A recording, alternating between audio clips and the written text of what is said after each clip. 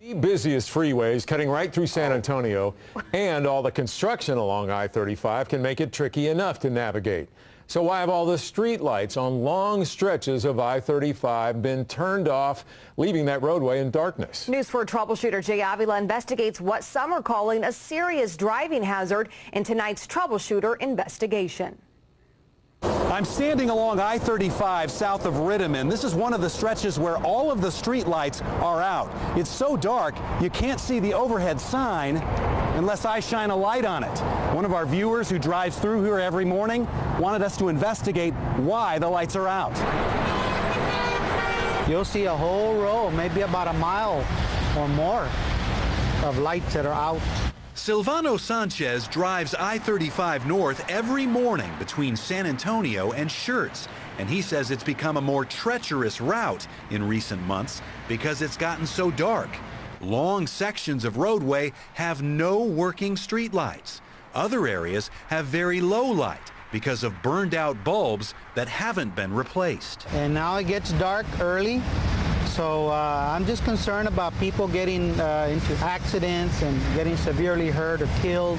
We found 3 long stretches of I-35 where the streetlights were all out. One just north of George Beach and SAMMC, another between Rittiman Road and Eisenhauer Road, and a third north of 1604, running between Schertz Parkway and 3009.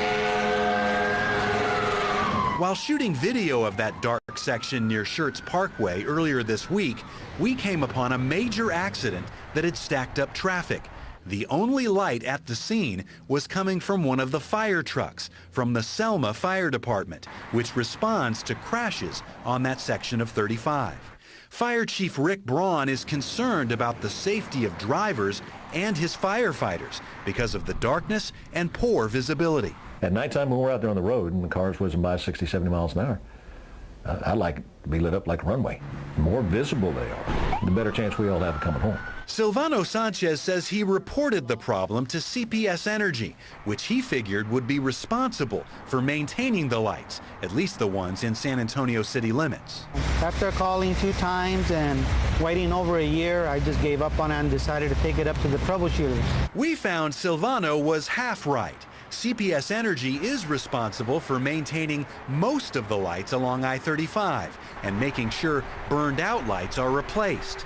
But those 3 long sections of freeway where all of the lights are off are the responsibility of TxDOT because they're located in active construction zones.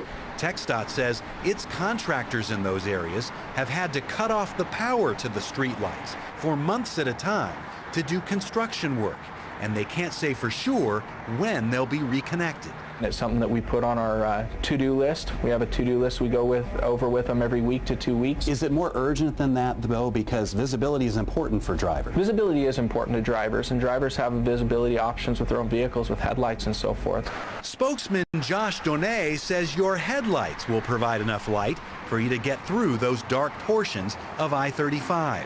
TxDOT's contractor has put up some temporary lighting near entrance and exit ramps, but the roadway and numerous signs remain covered in darkness. TxDOT spokesman says that's not a serious safety hazard. You get out into a very, very rural area, you're going to have large stretches of area where we don't even have any street lights located there, and people drive through there just fine. But Silvano Sanchez and Fire Chief Braun don't see it that way. On a country road, you don't have 18-wheelers to the tune of 500,000 probably a week going up and down that country road.